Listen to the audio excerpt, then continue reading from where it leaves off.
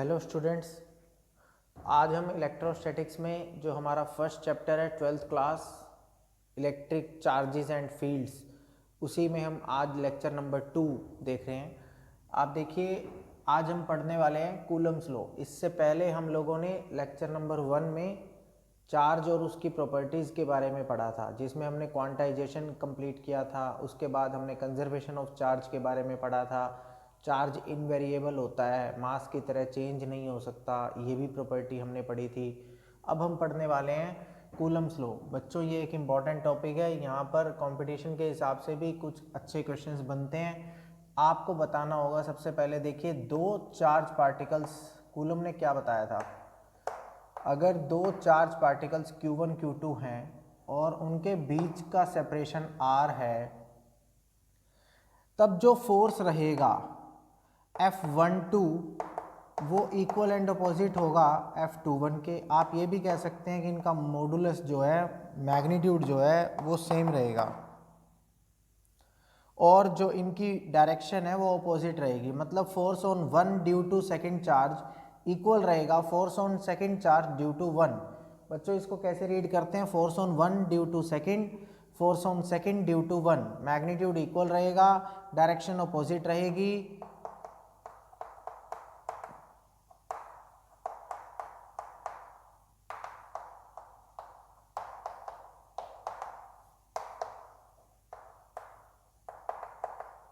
आप ये भी कह सकते हैं कि एक्शन रिएक्शन पेयर है ये।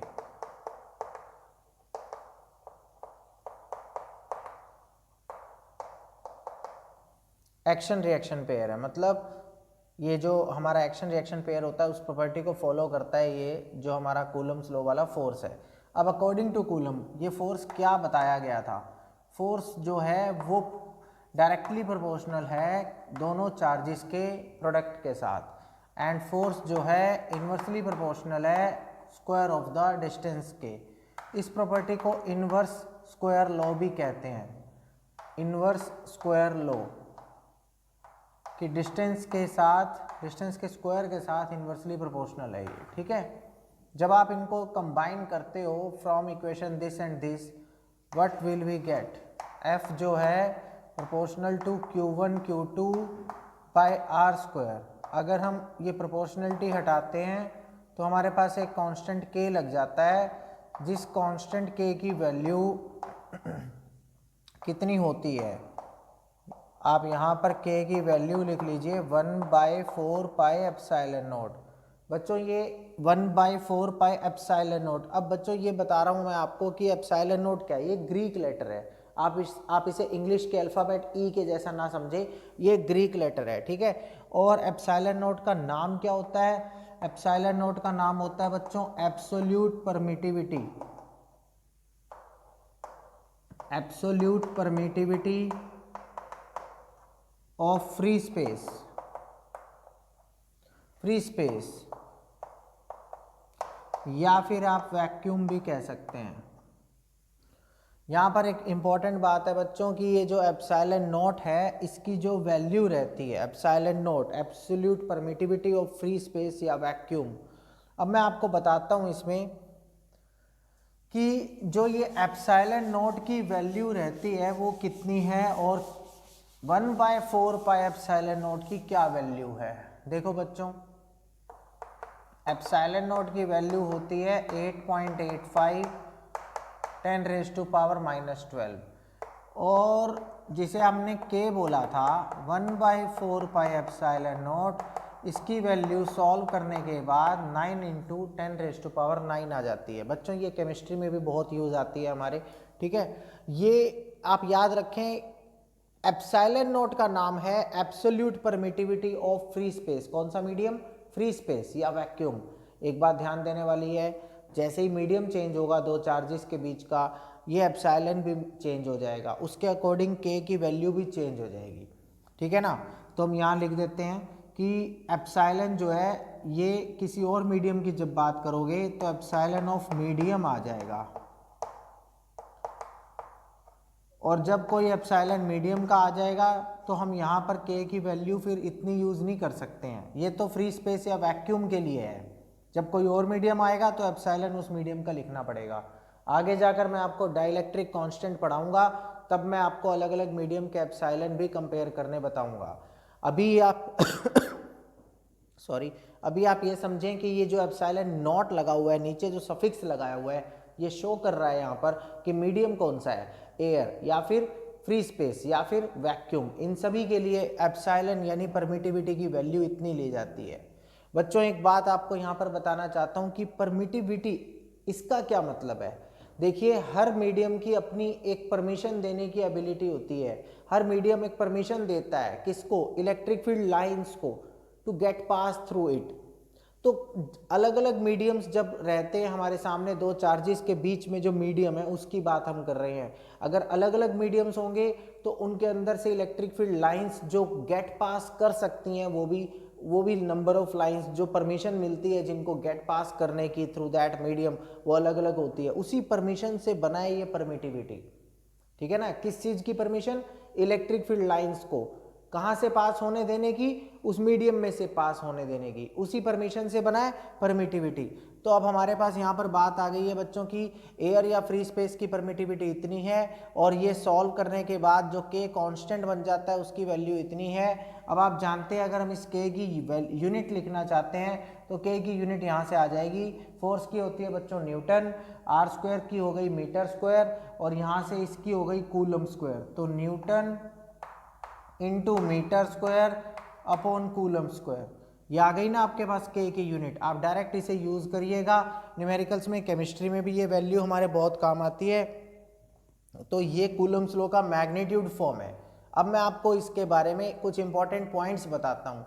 बच्चों आप जानते हैं कि ये जो कूलम का फॉर्मूला है, कूलम्स लॉ का जो ये फॉर्मूला है, ये न्यूटन के ग्रेविटेशनल लॉ के जैसा लगता है देखने में, है ना। तो इनके बीच में क्या क्या डिसिमिलरिटीज हैं वो मैं आपको बताता हूँ। आ जाइए, आई होप आपने ये नोट कर लिया होगा बच्चों, ठीक है। आप इसे आराम से स्क्रीन को पॉज करिए और नोट कर लीजिए ये सब, और फिर हम इसमें आगे कंटिन्यू करते हैं। आ जाओ।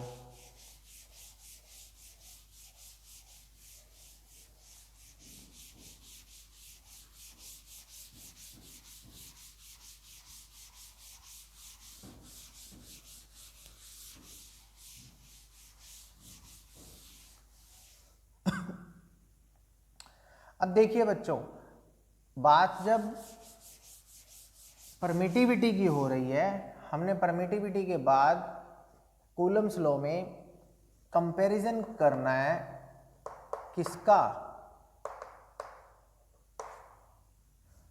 ऑफ कूलम्स लॉ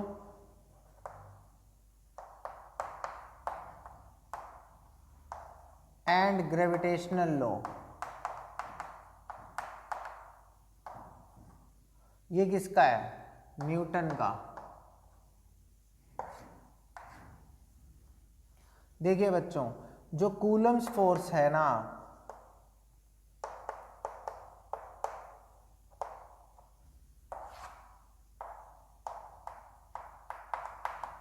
और जो न्यूटन ने बताया था ग्रेविटेशनल फोर्स, इनमें आपको फॉर्मूला क्या दिखाई देता है, G(m1m2) बाय आर स्क्वायर, और इसमें क्या दिखाई देता है फोर्स का, K(q1q2) बाय आर स्क्वायर। अब सिमिलैरिटी तो ये है बच्चों कि ये वाला फोर्स भी इनवर्स स्क्वायर लॉ पे डिपेंड करता है, और ये वाला फोर्स भी इनवर्स स्क्वायर लॉ पर डिपेंड करता है। एक सिमिलैरिटी ये भी है कि यहाँ प्रोडक्ट ऑफ मासेस आएगा, ऐसे ही यहाँ प्रोडक्ट ऑफ चार्जेस आएगा। अब डिसिमिलैरिटी क्या है, यहाँ पर जो कांस्टेंट G है बच्चों, ये G मीडियम पर डिपेंड नहीं करता, यूनिवर्सल कांस्टेंट है। इसकी वैल्यू सब जानते हैं 6.67 इंटू 10⁻⁻11 होती है। लेकिन बच्चों यहाँ पर जो K है वो मीडियम पर डिपेंड करता है, K ये मीडियम पर डिपेंड करता है। तो हम यहाँ पर लिख देते हैं इसको, डिपेंड्स ऑन मीडियम।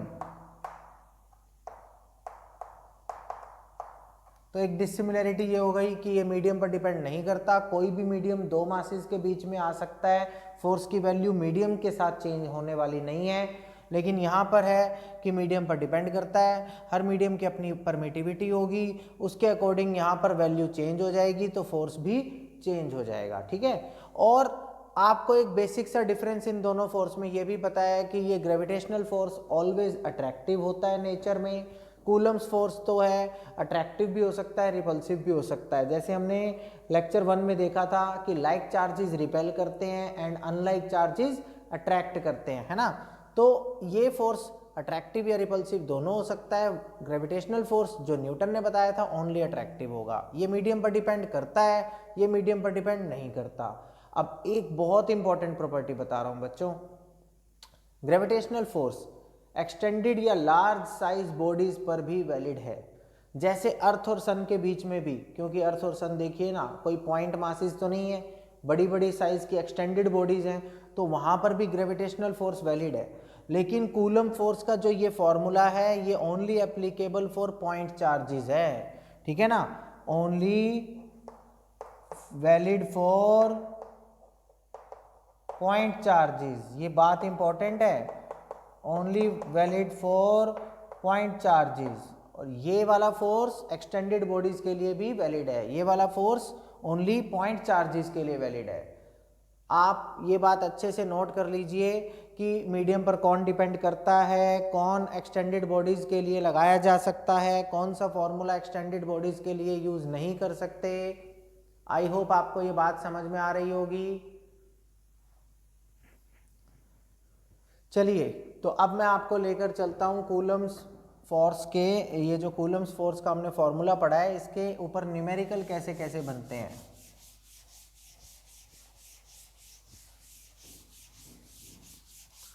अभी मैंने आपको बताया था कि पॉइंट साइज चार्ज पार्टिकल्स होंगे तभी कूलम का लॉ वैलिड रहेगा, एक्सटेंडेड बॉडीज के लिए वैलिड नहीं है।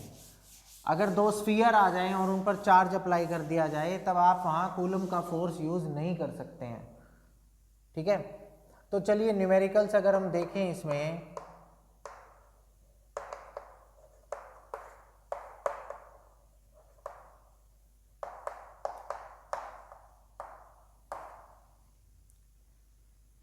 बच्चों इसमें सबसे पहले तो क्या होता है कि जैसे मान लीजिए ट्रायंगल है आपके पास कोई, इस टाइप से ट्रायंगल, क्वाड्रिलेटरल, पेंटागन, हेक्सागन, ये क्वेश्चंस आ सकते हैं। अब मान लीजिए ए बी सी, यहाँ पर भी चार्ज क्यू रखा है, यहाँ पर भी क्यू रखा है, यहाँ पर भी क्यू रखा है। आपसे कहा इक्विलेटरल ट्रायंगल है ये A, find net force on charge at सी।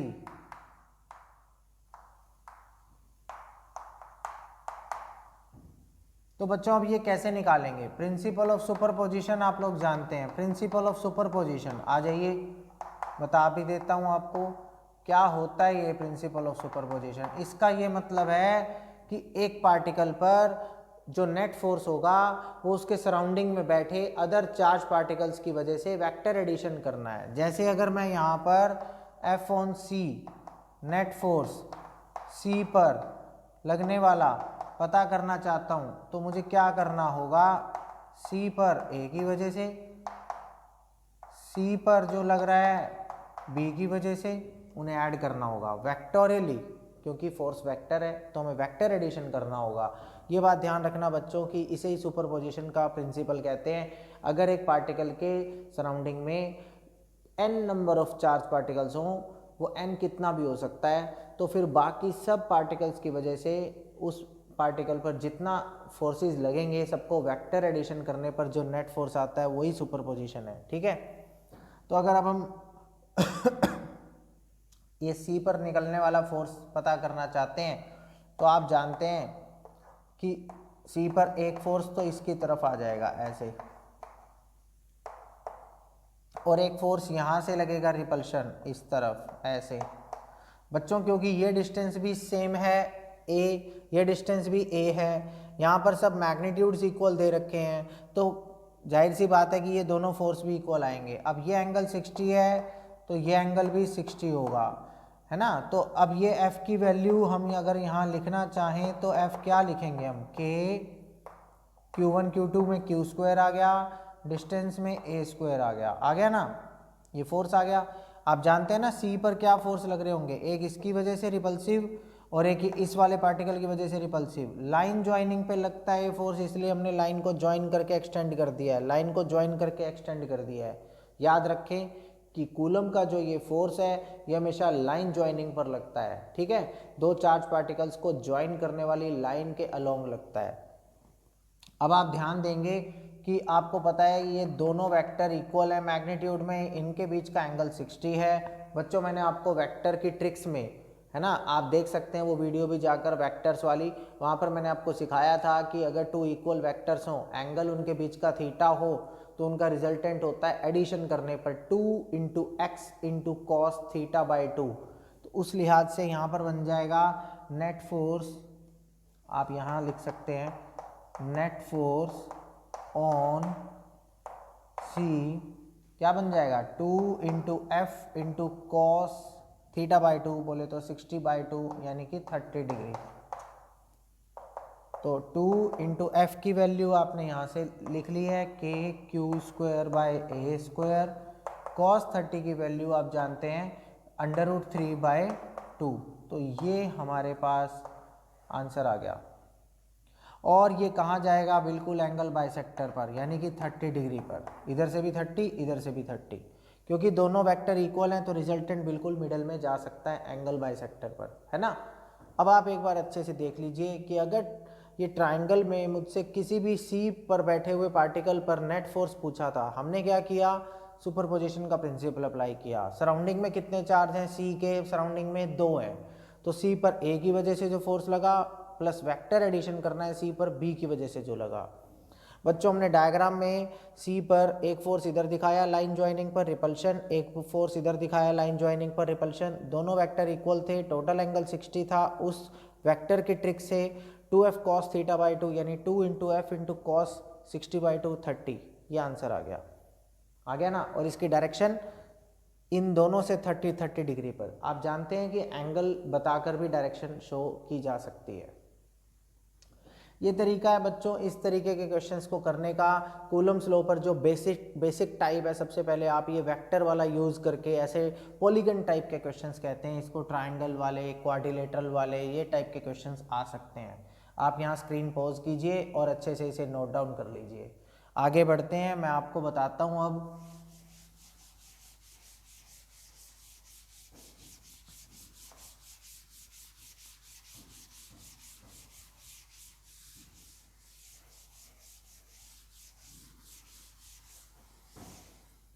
देखिए अगर हमें यही काम स्क्वायर में करना हो,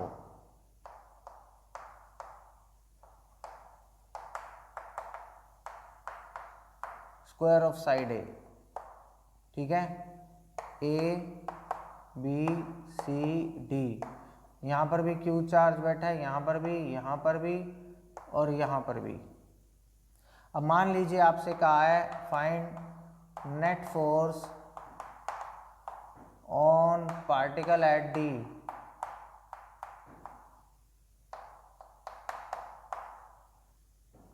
तो डी पर एक फोर्स इसकी वजह से रिपल्शन, एक सी की वजह से इधर रिपल्शन, एक बी की वजह से इधर डायगोनल के अक्रॉस रिपल्शन। तो चलिए फिर एक फोर्स हम इधर दिखा देते हैं लाइन ज्वाइनिंग पर रिपल्शन, एक फोर्स इधर दिखा देते हैं लाइन ज्वाइनिंग पर रिपल्शन, और एक फोर्स हम इधर दिखा देते हैं लाइन ज्वाइनिंग पर रिपल्शन।